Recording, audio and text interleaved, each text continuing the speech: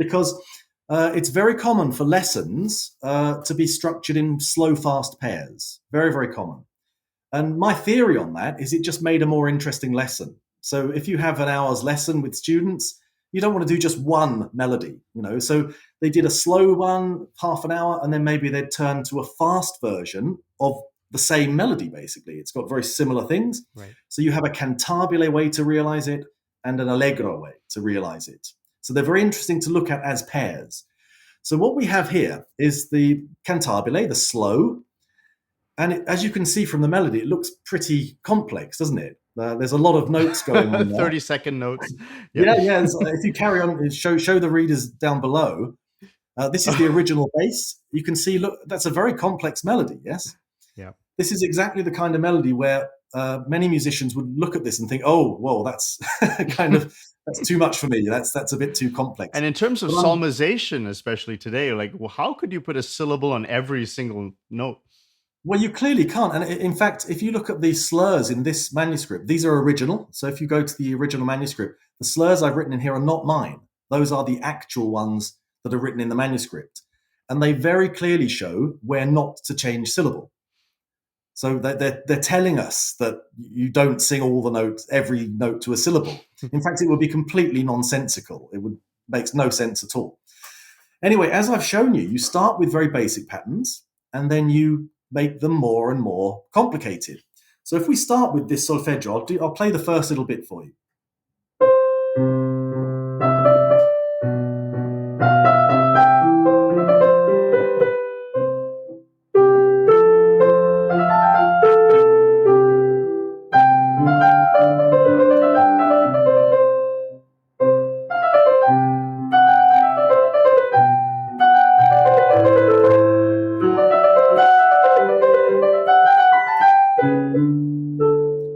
I'll just go to that point.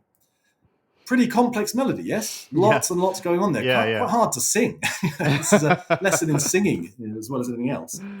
So let's go to the first phrase, because it's really obvious, the first phrase. We've got a trait. We have that little mark. It's not a slur. It's kind of related to the slur, but it's used in solfeggio to say do not change syllable.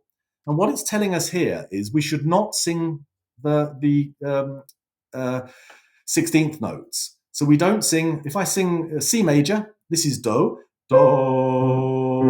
re, mi. It's telling us not to do that. It says just ignore. So we sing do, re, mi, re, do. That's so much more logical. Yeah, and notice this is a really well-composed phrase. Notice that the rhythm quickens at the end. Do, re, mi, re, do, which imparts symmetry as well as momentum. So the phrase is arch-shaped, do, re, mi, re, do, but because it quickens up, it sounds like it's moving. So it's a very characteristic trick. So now we've got this, if I try and explain every embellishment, it's a lot of words, but to sing it's much easier. We've got here a kind of arpeggiation, mi, and this is re, D is re, do. Now you could sing these three notes, fa, sol, la. Do, re, mi, fa, sol, la are both correct. Personally, I believe they would have sung fa, sol, la, because they preferred fa and la. They preferred the vowel r. But for modern scholars, modern practitioners, I think it makes more intuitive sense to say do, re, mi. So we'll do do, re, mi. Then we've got a continuation. So do, re, mi, re, do, sol, la. Can you see that that's an arpeggiation of A? And we have an appoggiatura. Now, I'll give you a basic rule for this, very, very basic rule. This is my rule, the way I do it. Every syllable note in the melody must have one corresponding bass note. So even if the bass is very complex, imagine if the bass did this. It could do that, yes? Hmm. But only one of the notes is the real bass note. The others are, embellishments. So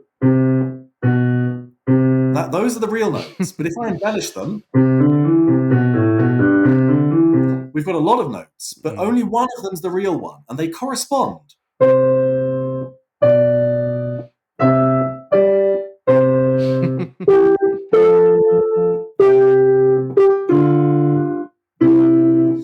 And only one of the notes in the bass corresponds is a real, genuine bass note. It's so crazy how this, when you look at this, but then you can actually just make it a very simplified skeleton.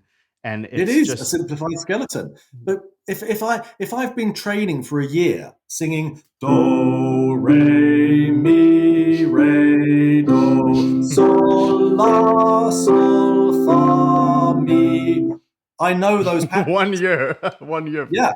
And then if I start to embellish, do, re, mi, re, do, sol, la, sol, fa, mi. See what I did there? So instead of sol, la, sol, fa, mi, which is really boring, you split it into two phrases. Sol, la, sol, fa, mi, which is exactly what's happening here. So after the motivo, the motive, the theme, which is a do, re, mi, very typical, we then have the printer, la, sol, fa, mi. Sol, la, sol, fa, mi. And the trait there, that line, that slur-like thing, tells me that fa is held, or F as fa is held all the way through that embellishment.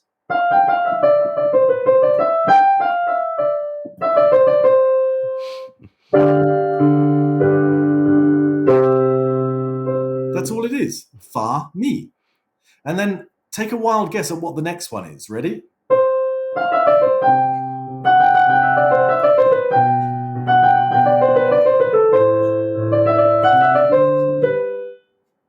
Can you hear it? So we need to work out what's the main note amongst all those notes. Which is the main one?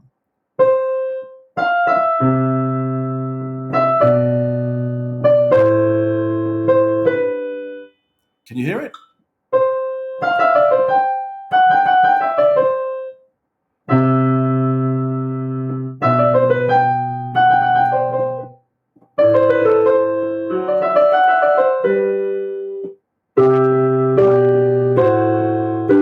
It's your la, sol, fa, mi.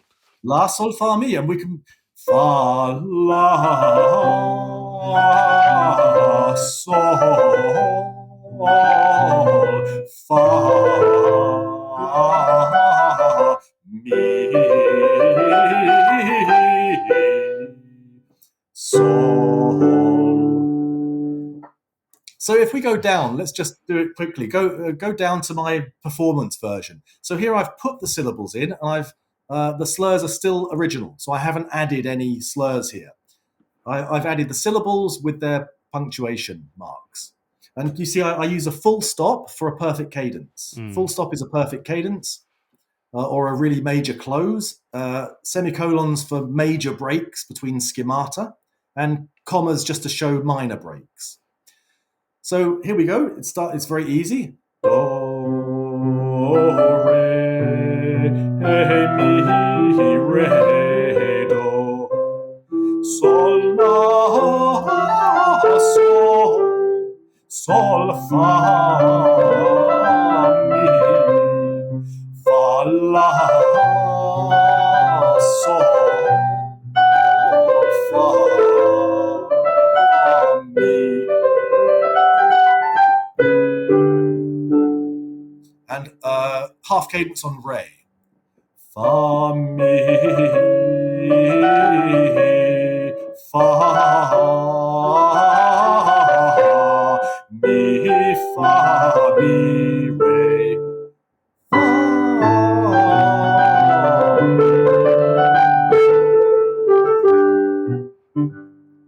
And then we have a fonte. The fonte, you can see the traits there showing us to sing the same syllable all the way through there. The fonte, I can tell you now, sounds like this.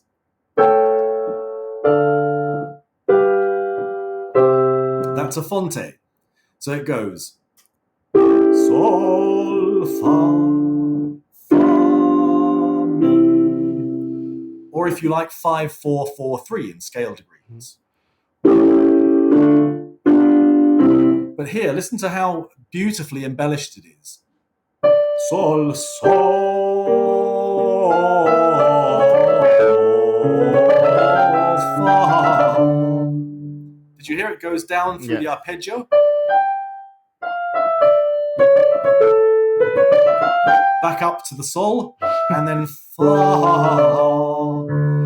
fa, fa, other fa, fa, mi, re.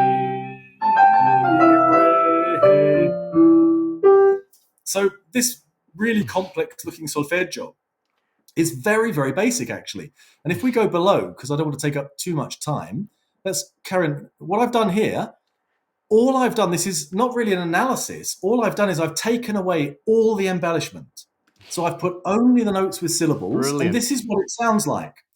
Do, re, mi, re, do, sol, la, sol, sol, fa, mi, fa, la, sol, fa, mi, re, fa, mi, fa, fa, mi, re, fa, mi, re, do, sol, sol, fa, fa, fa, mi, re. Now the next bit is just a scale. Do, re, mi, fa, sol, la, sol, fa, mi, sol, fa, mi, sol, fa, mi, sol, fa, sol, la, fa, sol, fa, sol, fa.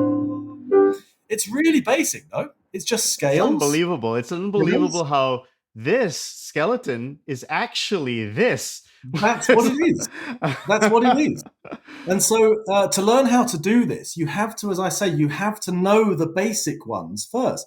Because what I've got here, that actually looks like bits and pieces from very early solfeggi. That's the same as the kind of early ones you learn. Yeah. If you go, you know the bit where there's a scale? Let's just have a quick look at that. Go down one system. Can you see I've got a scale here? Yep.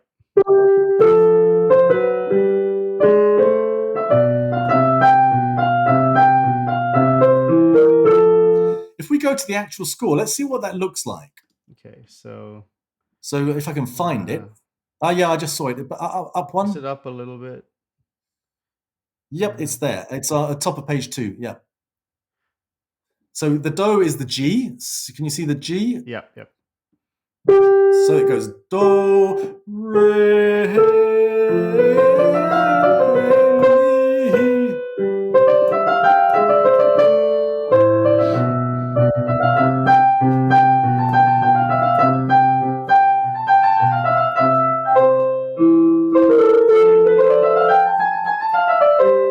Can you hear that?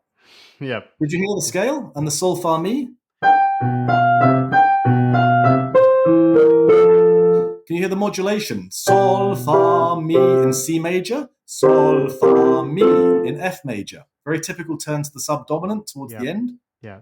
And we heard that. Did you hear how amazingly complex that scale is? Yeah. So do, re. There's do, re, mi, fa, sol, la, sol, fa, mi, sol, fa, mi, fa. Yeah, it's all there. You can hear it.